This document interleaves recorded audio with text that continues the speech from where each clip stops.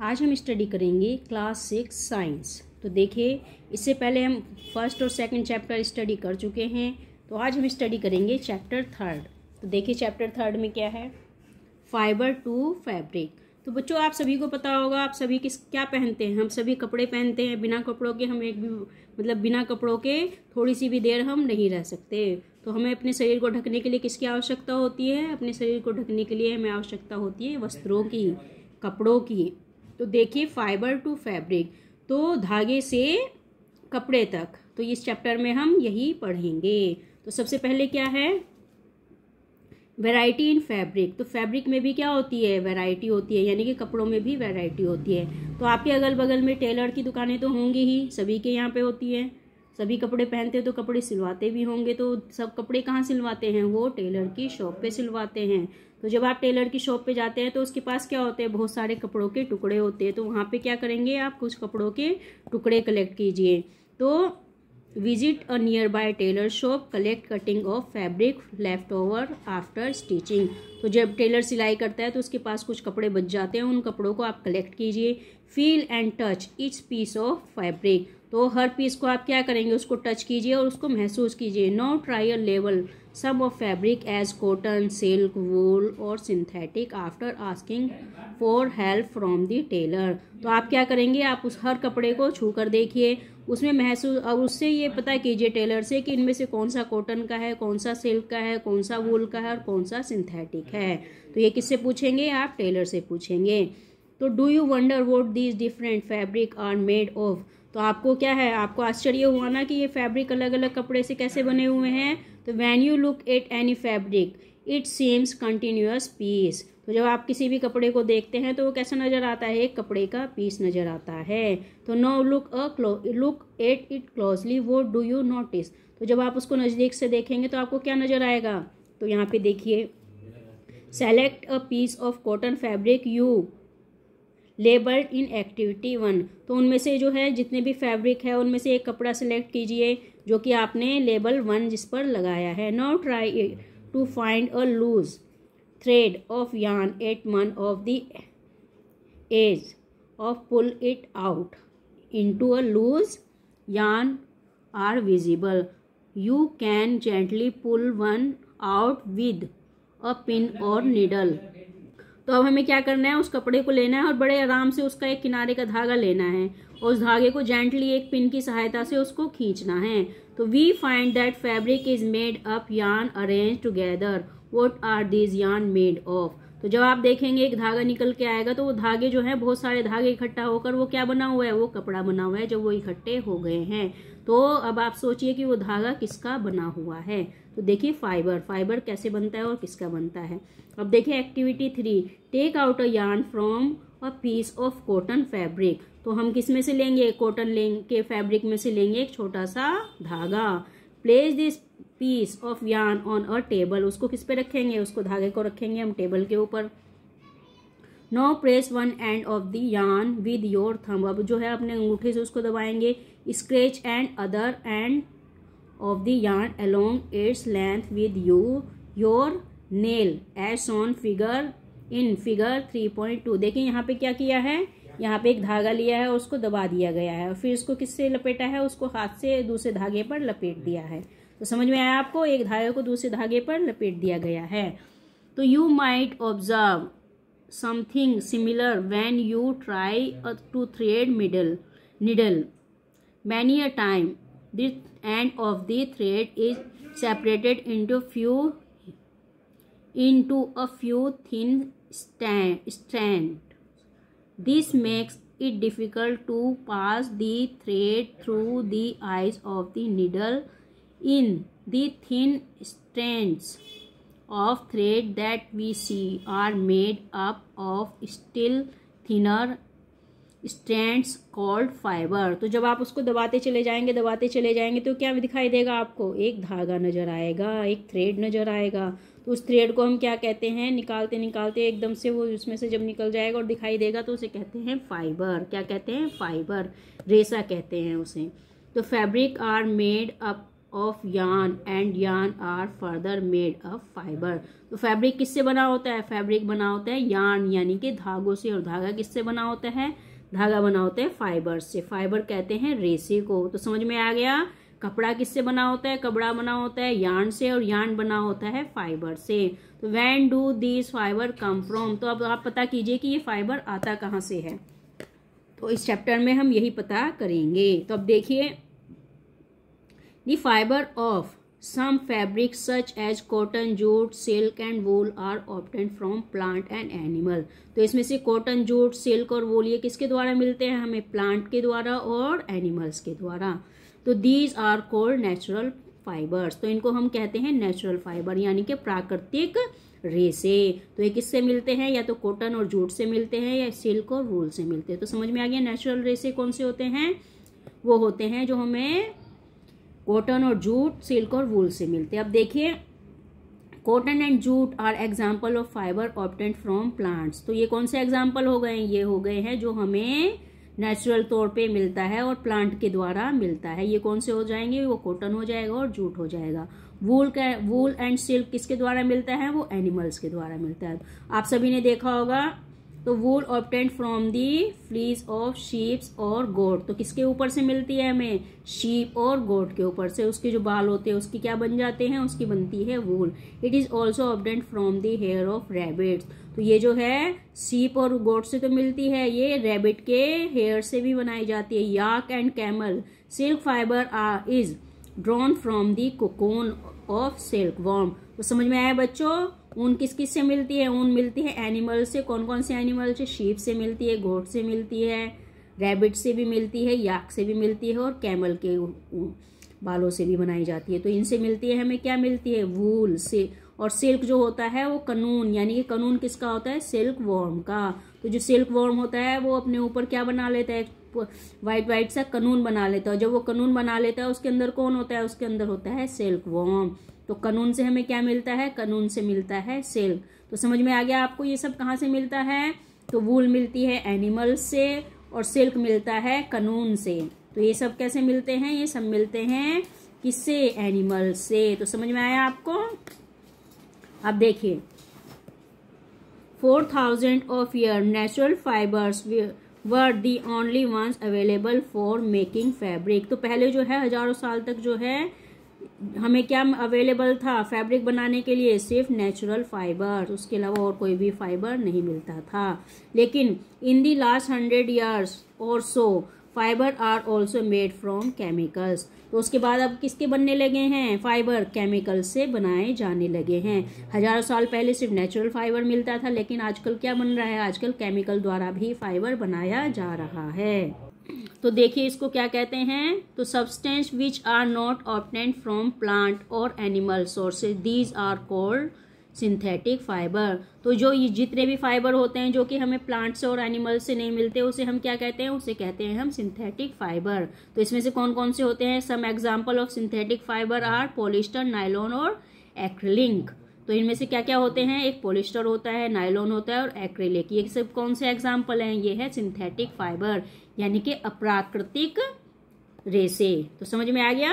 अब इसके बाद देखिए सम प्लांट फाइबर्स। अब हम कुछ जानेंगे कुछ प्लांट के फाइबर के बारे में जो कि हमें प्लांट से मिलते हैं। इनमें कौन कौन से होते हैं? इनमें कॉटन होता है, इसमें जूट होता है। तो समझ में आ गया बच्चों? तो सबसे पहले कॉटन। तो कॉटन क्या होता है? कॉटन उगाया जाता है खेतों में किसान के द्वारा। तो किसान क्या करता है? एक फसल बोता है अपने खेत में। तो जब वो फसल बोता है तो उसकी जो मतलब एक पेड़ पैदा होता है। जब पेड़ पैदा होता है तो पेड़ के ऊपर लगते हैं फूल, और जब फूल से जो फल आता है वो क्या होता है? वो होती है कॉटन बॉल्स। तो कॉटन बॉल्स को जब वो फट जाती है, उसको कॉटन को एक बीज होता है उसके ऊपर अंदर, उस बीज से कॉटन की बॉल से जो है कॉटन को निकाल लेते हैं और फिर वो बन जाती है कॉटन। तो चलिए देखिए कैसे होता है ये। तो take some cotton wool, pull it apart and look at its edge. What do you observe? The small thin strands that you see are made up of cotton fiber. So where does this cotton wool come from? It is grown in the field. तो आप देखिए एक छोटा सा जो है cotton लीजिए, उसको जो है देखिए आप बढ़िया से खोल के, तो उसमें क्या नजर आएगा आपको? कॉटन का फाइबर नजर आएगा, रेशा नजर आएगा। तो आप सोचिए कि कॉटन हमें कहाँ से मिल रही है। ठीक है बच्चों, तो सबसे पहले where does this cotton wool come from, तो ये कॉटन की वूल कहाँ से आ रही है? It is grown in the field, तो ये कहाँ उगाई जा रही है? ये उगाई जा रही है खेतों में। तो cotton plant are usually grown in place having black soil and warm climate, तो ये कहाँ पे उगाया जाता है? ये ऐसी जगह उगाया जाता है जहाँ की मिट्टी काली होती है और जो वातावरण होता है, जो क्लाइमेट होता है, वो थोड़ा सा वार्म यानी कि हल्का सा गर्म होता है। तो वहाँ पर क्या उगाया जाता है? वहाँ पे उगाई जाती है कॉटन। तो can you name some states of our country where cotton is grown, तो बेटा महाराष्ट्र में जो है सबसे ज़्यादा कॉटन उगाया जाता है, क्योंकि वहाँ पे क्या होता है? वहाँ पे नमी भी होती है और गर्मी भी होती है, तो वहाँ के लिए, और वहाँ की ज़मीन काली मिट्टी होती है, तो वहाँ पे इसलिए कॉटन उगाया जाता है। The fruit of the cotton plant cotton ball are about the size of lemon, तो इसका जो कॉटन का जो फ्रूट होता है उसका साइज क्या होता है? एक लेमन यानी कि नींबू के बराबर होता है। After mattering the balls burst open the sheet covered with cotton fibre can be seen, तो जब वो फट जाता है यानी कि जब वो फूल जाता है उसके बाद क्या हो जाता है? वो फट जाता है। जब फट जाता है तो आपको नजर आएगा कि एक छोटे से बीज के ऊपर जो है कॉटन का जो वो रेशा है वो लगा हुआ है। तो have you ever seen a cotton field that is ready for picking, it look like field covered with snow, तो आप कभी यदि कहीं किसी कॉटन के खेत में गए होंगे जो कि तैयार है वहां से कॉटन निकालने के लिए, तो वो कैसा नजर आएगा? जैसे एक बर्फ का खेत हो, यानी कि ऊपर व्हाइट व्हाइट सारा चारों तरफ नजर आएगा, सफेद सफेद। तो बर्फ कैसी होती है? बर्फ भी सफेद होती है, तो इसीलिए वो हमें कैसा लगता है? जैसे कि पूरे खेत में बर्फ पड़ी हुई है, क्योंकि वो सफेद रंग का है। तो समझ में आ गया आपको? From these ball, cotton is usually picked by hand. Fiber are then separated from the seed by combing. This process is called ginning of cotton. Ginning was traditionally done by hand. These days machines are also used for ginning. तो बच्चों जब हम cotton cotton के बीज तोड़ लेते हैं, तो जो कॉटन होती है उसको बीज से अलग करने के लिए उसको कहते हैं गिनिंग, यानी कि जब हम सेपरेट करते हैं शीड से कॉटन को, तो उसको या तो हम हाथों के द्वारा करते हैं या उसको मशीन के द्वारा करते हैं। तो दोनों ही प्रोसेस से जो है जब कॉटन को अलग करते हैं तो उसको कहते हैं गिनिंग। तो देखिए यहाँ पे गिनिंग ऑफ कॉटन, तो किस प्रकार से शीड से कॉटन को अलग किया जा रहा है। तो ये किसका प्रोसेस था? ये प्रोसेस था कॉटन का। अब आ जाते हैं हम जूट। जूट क्या होता है? Jute fibre is obtained from the stem of the jute plant. तो जूट फाइबर हमें कहाँ से मिलता है? तने से मिलता है। किसके तने से मिलता है? ये होता है जूट प्लांट के तने पर। तो it is cultivated during the rainy season. तो ये कब इकट्ठा किया जाता है? जब सीजन होता है बरसात का। In India jute is mainly grown in West Bengal, Bihar and Assam. तो इंडिया में मुख्यतः कहाँ पे उगाया जाता है जूट? या तो पश्चिमी बंगाल में उगाया जाता है, बिहार में उगाया जाता है और असम में। इन तीनों ही जगह पानी की उपलब्धता जो होती है वो भरपूर होती है। तो the jute plant is normally harvest when it is at flowering stage. तो इसको कब हार्वेस्ट किया जाता है? इसको कब हटाया जाता है? जबकि इसके पे फ्लावर आने चालू हो जाते हैं, जब इस पे फूल आने चालू हो जाते हैं। The stem of the harvested plant in impressed in water for a few days. The stem, root and fiber are separated by hand. तो इसको कुछ दिनों के लिए प्लांट को जो है स्टेम को यानी कि उसके जो तने को, ये जो दिखाई दे रहा है ना, यही है पेड़। किसका पेड़ है? ये जूट का पेड़ है। तो इसको हम क्या करते हैं? इसको हम पानी में डाल देते हैं। तो जब ये अलग हो जाता है यानी कि ये गलने लगता है, इसकी गलने की प्रक्रिया चालू हो जाती है, तब हाथ से जो है हम फाइबर को स्टेम से अलग करते हैं। तो इस प्रकार से हमें क्या मिलता है? हमें मिल जाता है जूट। तो समझ में आया जूट किस प्रकार से प्राप्त किया जाता है? अब देखिए,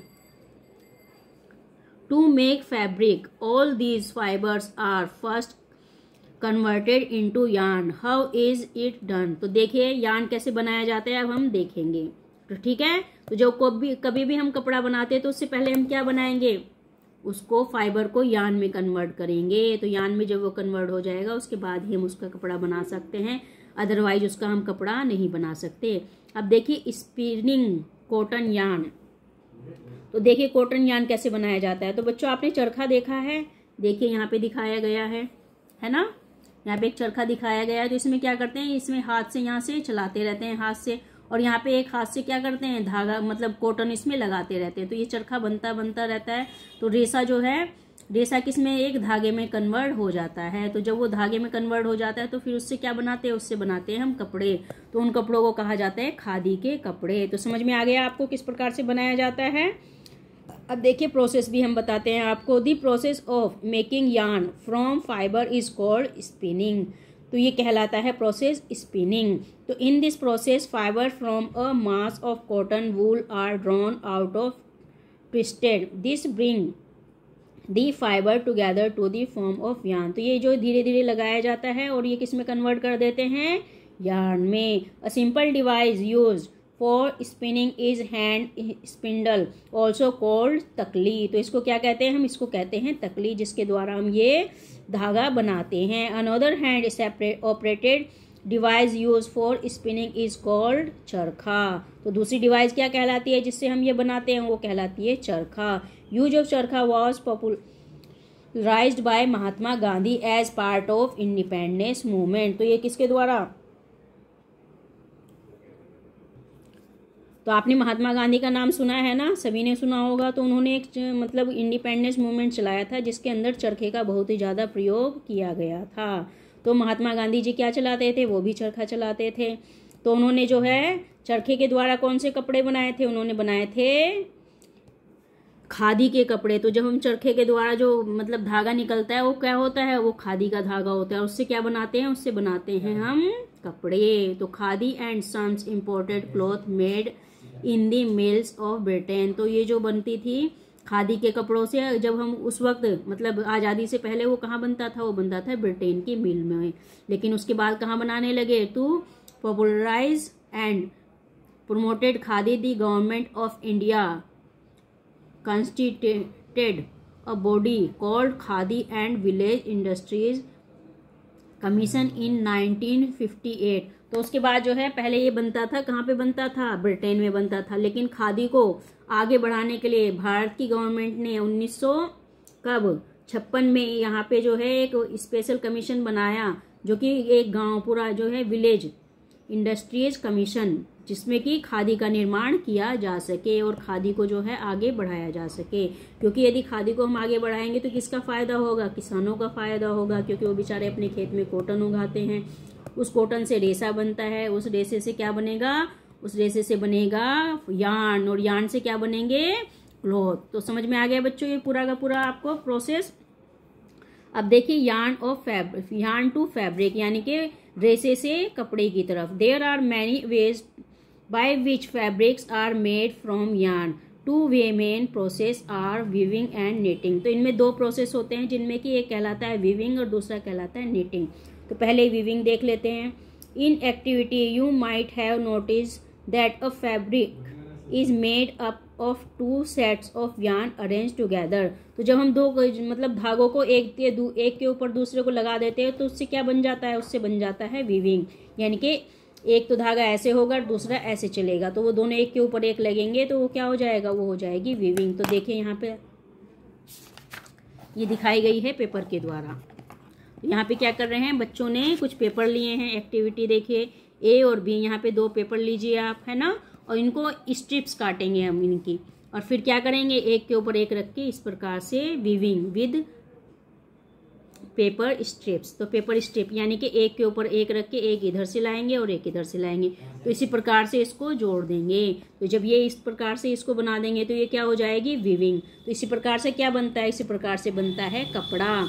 अब देखिए, weave the strips one by one through the cut in the sheets of paper as shown in figure 3.12। Figure 3.12 shown, यानी कि दो फिगर दिए गए हैं सी और डी। यहाँ पे देखिए, यहाँ पे सी दिया गया है और यहाँ पे डी दिया गया है।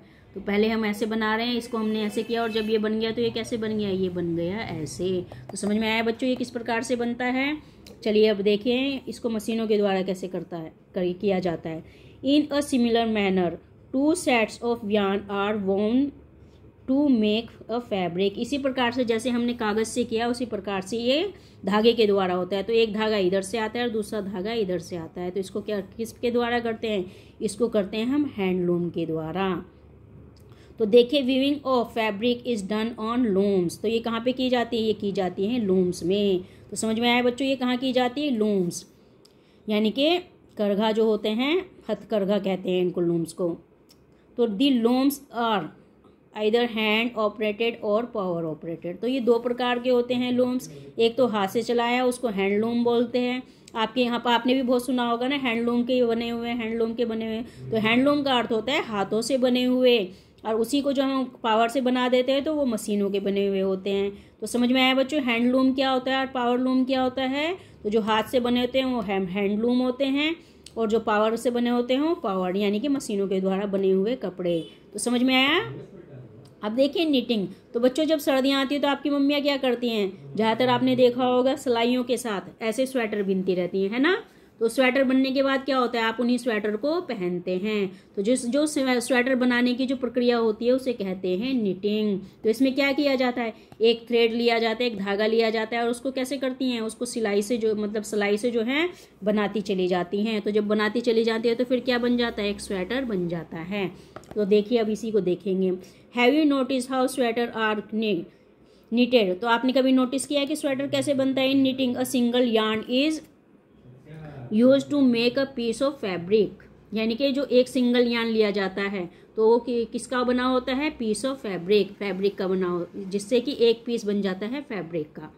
तो have you ever pulled it yarn from a torn pair of socks? यदि आप अपनी सॉक्स देखेंगे और उसमें से, यानी कि जो ऊन की बनी हुई सॉक्स है, और उसमें से एक धागा निकालेंगे, तो जब वो धागा आप निकालना चालू करते हैं तो क्या होगा? वो पूरा का पूरा ही खुल के आपके हाथ में आ जाएगा। यदि आप उसको लगातार निकालते रहेंगे तो फैब्रिक क्या बन जाएगा? एक धागे के रूप में बन जाएगा। तो socks and many other cloth item are made of knitting fabric. तो ये सब किसके बने होते हैं? ये बने होते हैं वूल से, ऊन से बने होते हैं। और किसके द्वारा बनते हैं? निटिंग के द्वारा। तो knitting is a done by hand and also on machine. तो निटिंग जो है आपकी मम्मियाँ तो घर में ही करती हैं, लेकिन ये मशीन के द्वारा भी, जितने हम मार्केट से कपड़े खरीदते हैं वो किससे बने होते हैं? वो बने होते हैं मशीनों के द्वारा। तो समझ में आ गया निटिंग और वीविंग क्या होती है? तो ये होते हैं दो तरीके कपड़े बनाने के। एक वीविंग होती है जिससे हम कपड़ा बनाते हैं, और जो ऊन के कपड़े होते हैं वो निटिंग के द्वारा बनाते हैं। तो समझ में आ गया बच्चों दो। अब देखिए हिस्ट्री ऑफ क्लॉथिंग मटेरियल। तो have you ever wonder what material people use in ancient times for cloth? तो आप सोचते होंगे कि मतलब जब जो आदि मानव थे, यानी कि जो जंगलों में रहते थे, वो अपने पहनने के लिए क्या इस्तेमाल करते थे?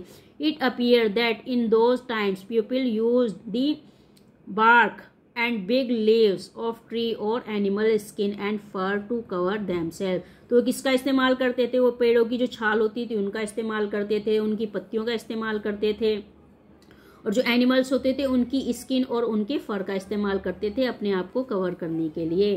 तो समझ में आ गया आपको पुराने जमाने में लोग कैसे कपड़े पहनते थे? वो पहनते थे पेड़ों की छाल, पत्तियां और जानवरों की स्किन और उनके फर। अब उसके बाद देखिए after people begin to settle in agriculture community they learn to weave twig and grass into mats and basket. Vines, animal fleas or hair were twisted together into long strands. These were woven into fabric. The easily Indians wore fabric made out of cotton that grow in the region near the river Ganga. तो उसके बाद क्या होने लगा? उसके बाद जो है लोग बड़े हो, मतलब आगे बढ़ने लगे, वो क्या उगाने लगे? वो घास, मतलब खेत में जो है लगाने लगे अपने फसल। तो जब वो फसल लगाने लगे तो उन्होंने जो है घास उगाई और बहुत सारी चीज़ें उगाई। उससे उन्होंने जाना कि किस प्रकार से मतलब क्या क्या बनाना चाहिए। तो उन्होंने बास्केट बनाई, उन्होंने बहुत सारी चीज़ें बनाई उससे। तो किसके द्वारा बनाई? वो बनाई उन्होंने लकड़ियों के द्वारा, घास के द्वारा। तो जब उन्होंने धीरे धीरे ये करना चालू कर दिया तो उसके बाद उन्होंने बनाना चालू कर दिया कपड़ा, फैब्रिक बनाना चालू कर दिया। और ये फैब्रिक जो है मतलब ये सब चीज़ें किससे बनाते थे? तो वो बनाते थे कॉटन से। और कॉटन कौन उगाता था? कॉटन उगाते थे इंडियंस। इंडियंस कहाँ पर कॉटन उगाते थे? इंडियंस उगाते थे कॉटन गंगा के किनारे। तो समझ में आया बच्चों? इंडिया में कहाँ से प्रारंभ हुआ? जो गंगा के किनारे क्षेत्र में रहते थे वहाँ के लोग कॉटन उगा के उससे वो कपड़े बनाते थे। तो in those days stitching was not non, उस वक्त क्या होती थी, लोगों को नहीं पता था वो किस प्रकार से मतलब स्टिचिंग करते हैं। उससे पहले देखिए Egypt is also plant that gives natural fibre. तो ये जो होता है फ्लैक्स होता है, तो फ्लैक्स का प्लांट क्या होता है, वो नेचुरल फाइबर देता है। तो नेचुरल फाइबर जो है वो इजिप्ट के in ancient Egypt cotton as well as flax were cultivated near the river Nile and were use for making fabric. तो जो इंडिया में क्या था, गंगा के किनारे कॉटन उगाते थे तो इसलिए वहां से कपड़ा बन जाता था। लेकिन जो बाहर के देश होते थे जैसे कि इजिप्ट, तो वहां पे एक चीज उगाई जाती थी फ्लैक्स। फ्लैक्स जो है वो कहाँ पे उगाया जाता था, जहाँ पे नील रिवर थी। तो नील रिवर थी उसके किनारे किनारे फ्लैक्स उगाया जाता था। उससे क्या बनाया जाता था, उससे बनाया जाता था फैब्रिक, कपड़ा। तो समझ में आ गया बाहर के लोग कैसे कपड़ा बनाते थे। अब देखिए in those days stitching was not known. उस वक्त जो है सिलाई किसी को भी नहीं आती थी। People simply draped the fabrics around different part of their body. तो वो क्या करते थे, वो कपड़े को अपने शरीर के अलग अलग पार्ट में लपेट लेते थे। Many different way of draping fabric were use. तो अलग अलग प्रकार से मतलब ये कपड़े को जो लपेटना है वो अलग अलग प्रकार से इस्तेमाल किया जाता था। With the invention of the sewing needle people started stitching fabric to make clothes. उसके बाद जब से आविष्कार हो गया निडल का यानी कि सुई का, उन्होंने लोगों ने क्या कर दिया, कपड़ों को सिलना चालू कर दिया और सिलकर पहनना चालू कर दिया। तो stitched cloth have gone through many variation since this invention. उसके बाद जो है बहुत सारे इन्वेंशन हुए और अलग अलग प्रकार के उनमें जो है वैरायटी आ गई। तो किस प्रकार से कौन सा कपड़ा कैसे सिलना चाहिए, आपने भी देखे होंगे, पैंट अलग होती है, शर्ट अलग होती है, सलवार अलग होती है, कमीज अलग होती है। तो ये अलग प्रकार के अलग अलग कपड़े होते हैं जो कि इन्वेंशन होते चले गए और उसके बाद धीरे धीरे बढ़ते ही चले गए।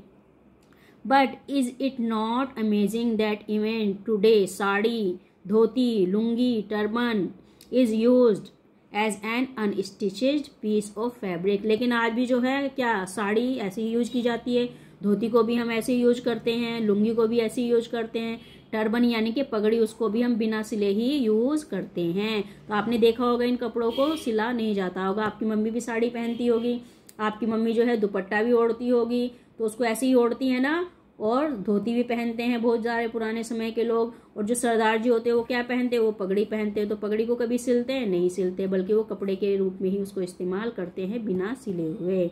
तो just as there is large variety in the wood food eaten all over country, a large variety exists also in fabric and cloth item। तो भारत क्या है, विभिन्नताओं का देश है, जहाँ पे अलग अलग स्टेट में खाना बदल जाता है। उसी प्रकार से जिस प्रकार अलग अलग स्टेट में फूड में आपको बहुत सारी वैरायटी मिल जाती है, उसी प्रकार से आजकल जो है कपड़ों की भी अलग अलग वैरायटी मिलती है। अलग स्टेट में जाओगे दूसरा कपड़ा होगा और दूसरे स्टेट में जाओगे दूसरा कपड़ा होगा। तो ये सब वैरायटी क्यों मिलती है, क्योंकि भारत जो है भिन्नताओं का देश है, तो इसीलिए भारत में हर चीज की अलग अलग वैरायटी मिलती है। तो समझ में आया बच्चों आपको। चलिए अब इसके प्रश्न उत्तर हम करते हैं।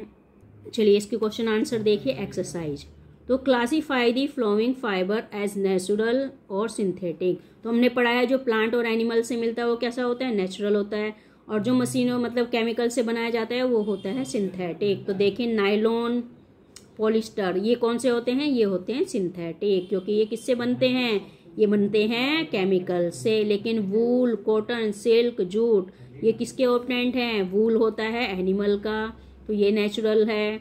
सिल्क होता है एनिमल का, ये भी नेचुरल है। कॉटन और प्लांट, जूट प्लांट से मिलते हैं, तो ये भी नेचुरल हैं। तो इसमें नेचुरल कौन से हैं आपके, wool, cotton, silk, jute natural हैं, नायलॉन, पॉलिस्टर सिंथेटिक हैं। तो समझ में आ गया बच्चों। अब देखिए state whether the following statement are true और फॉल्स, यानी कि आपको बताना है कि इसमें सही और गलत कौन सा है। तो देखिए yarn is made from fibre, तो बिल्कुल सही है। यार्न किसका बना होता है, फाइबर का बना होता है, तो ये क्या है, सही है। Spinning is a process of making fibre, तो स्पिनिंग क्या है, प्रोसेस ऑफ मेकिंग फाइबर, गलत है, तो ये क्या है, रॉन्ग है, फॉल्स है। इसके बाद jute is the outer covering of coconut, तो ये भी फॉल्स है। जूट किस पे कवर होता है, कोकोनट पे नहीं, ये किस पे होता है, प्लांट पे, एक अलग से प्लांट होता है उस पे कवर होता है, तो ये क्या है, रॉन्ग है। दी process of removing seed from cotton is called ginning, बिल्कुल सही है। जब बीज से हम कॉटन को अलग करते हैं तो उसको क्या कहते हैं, उसको गिनिंग कहते हैं, यो सही है। इसके बाद weaving of yarn makes a piece of fabric, तो वीविंग क्या करता है, वीविंग यार्न को एक पीस ऑफ फैब्रिक में बदल देता है, तो ये बिल्कुल सही है। इसके बाद देखिए silk fibre is obtained from the stem of a plant, तो सिल्क फाइबर किससे मिलता है, स्टेम ऑफ प्लांट से मिलता है, नहीं ये प्लांट से नहीं मिलता है, बल्कि सिल्क फाइबर मिलता है कनून से। कनून क्या होता है, एक सिल्क वॉर्म होता है उसके ऊपर कवर किए रहता है, उसको कनून कहते हैं, तो इसलिए ये क्या है, ये फॉल्स है। अब देखिए polyester is natural fibre, polyester क्या है, नेचुरल फाइबर है, बिल्कुल नहीं, पॉलिस्टर क्या है, सिंथेटिक फाइबर है, तो ये भी क्या हो जाएगा, ये हो जाएगा गलत। अब देखिए फिल इन दी ब्लैंक्स, तो plant fibre are obtained from, किससे मिलते हैं, स्टेम से मिलते हैं और फ्रूट से मिलते हैं, तो किसके द्वारा मिलते हैं, स्टेम एंड फ्रूट।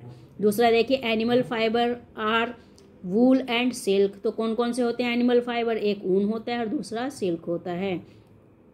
अब देखिए from which part of the plant cotton and jute are obtained, तो कॉटन किससे मिलता है, कॉटन मिलता है हमें फ्रूट से, और जूट किससे मिलता है, जूट मिलता है स्टेम से, तो समझ में आ गया, कॉटन फ्रूट जूट स्टेम, तो समझ में आया ये कैसे मिलता है। अब देखिए name 2 item that are made from coconut fibre, तो कोकोनट फाइबर से एक रोप बनती है, रोप यानी कि रस्सी, और दूसरा बनता है मैट, जिससे कि आप पैर पोंछते हैं, तो क्या होता है, मैट यानी कि चटाई होती है एक तरीके की, और वो किससे बनती है, वो बनती है कोकोनट फाइबर से।